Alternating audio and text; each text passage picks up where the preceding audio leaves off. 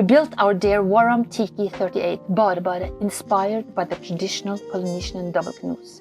Still a bit raft-like, but with quite a bit of added comfort. Our ambitious plan involves to disassemble the vessel, carefully pack her into a container, and ship her via cargo ship all the way to Tahiti in the heart of the Pacific Ocean.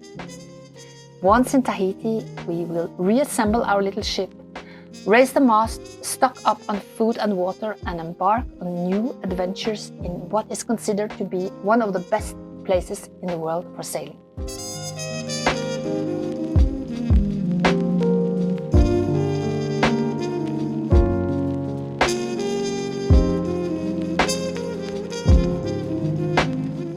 It's early morning and Leif Erik and I are just arriving the lovely area of Bygdøy. As we await the sunrise, we reflect on our good fortune. Not only have we stored and assembled BoraBora next to the Fram Museum, but our little ship has remained moored to a prominent red buoy beside the Norwegian Maritime Museum all summer long. Throughout the season, we have explored the nearby islands and even ventured out into the open sea and safely returned. With a hint of melancholy, we now feel prepared to bid farewell to this adventure and embrace a new, exciting and big one. 2 words, Tahiti. We lower the dinghy into the water, gather all our belongings on board and row out to BoraBora. BoraBora gently sways on her mooring, and we can almost sense her joy as we hoist the sails, glide past the distinctive yellow and black marker, and set our course southward. As the sun rises, we are officially underway. We're fortunate to have calm seas and a favorable wind on the broad reach as we glide past the tranquil pine-covered shores of the Oslo fjord. Amidst the pines, small pockets of yellow, orange, and red hint at the approaching arrival of autumn, a gentle reminder that winter will soon follow. The Oslo fjord may not be as spectacular as the majestic mountains found in the western fjords of Norway, but on this October day its beauty captivates us nonetheless. As the sky darkens and the wind shifts from a broad reach to a running wind coming from behind, we swiftly lower the gaff sail and then the genoa, choosing instead to hoist the spinnaker. Embracing the opportunity to test out another sail, we eagerly adapt to the changing conditions with enthusiasm. We enjoy a few hours of superb sailing until we sense the wind beginning to ease.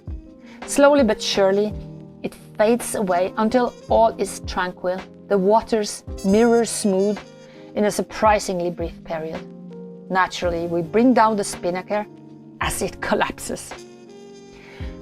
We love the tranquility of sailing, but with no wind, we now reluctantly interrupt it to start the small outboard motor. Leif Erik attaches the petrol tank and gives the start cord a tug. The outboard emits a brief series of noises resembling coughs and rattles before falling silent. The day before, we had lent a friend the petrol tank.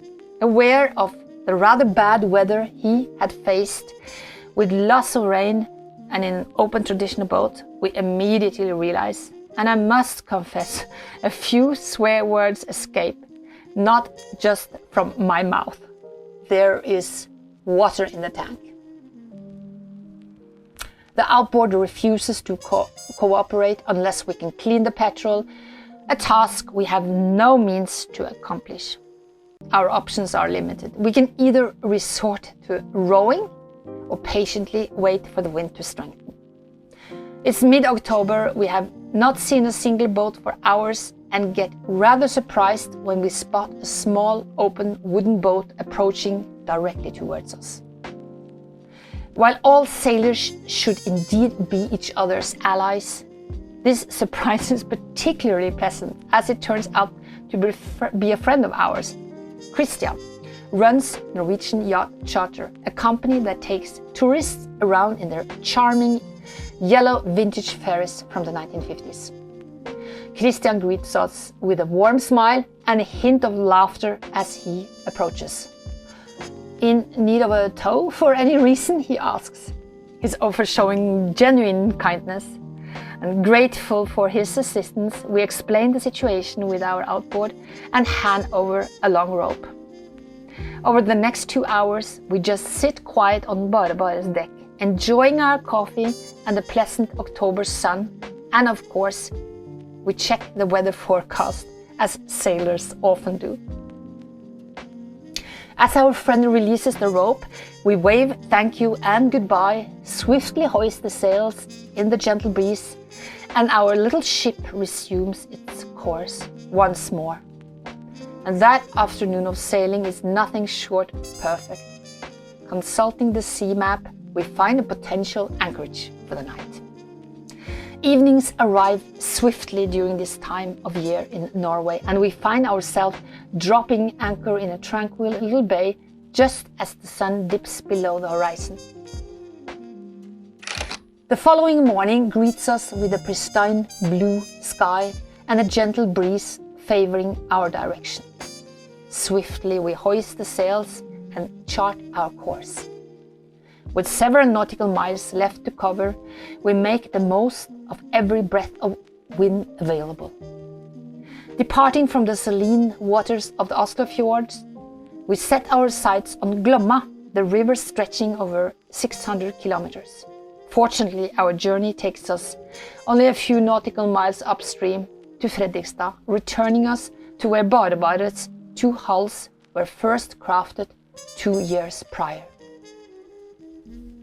So far we've been blessed with favorable winds, and there's still a decent breeze at our backs if we were to head south.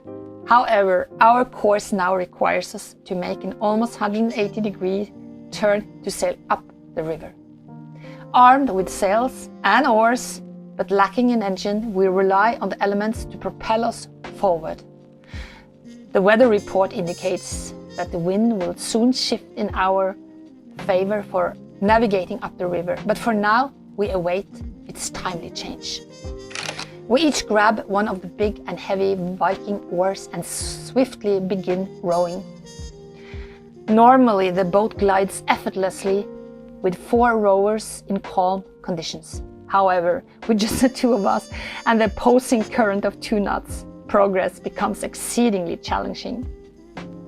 Despite our determined efforts, we struggle to make any headway and find ourselves slowly drifting backwards instead.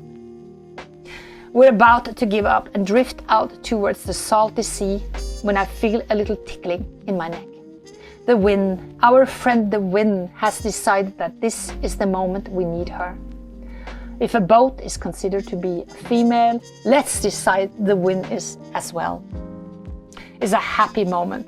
We can once more hoist the sails and believe it who can, our little ship is sailing up the river, and the GPS on my iPhone tells me we're doing 5.2 knots.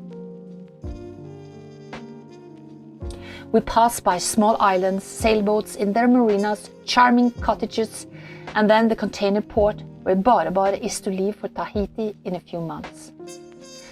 We pass the old fortress where prisoners would look out through tiny windows at big sailing ships passing by sails or being pulled by big ropes.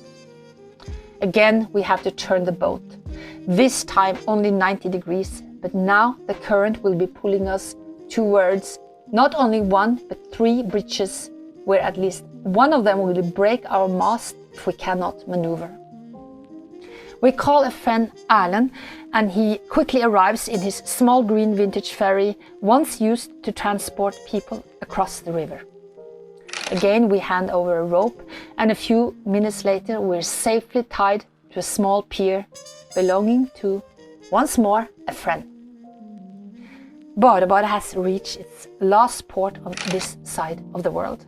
She's now ready to go on hard, be disassembled and put in a container.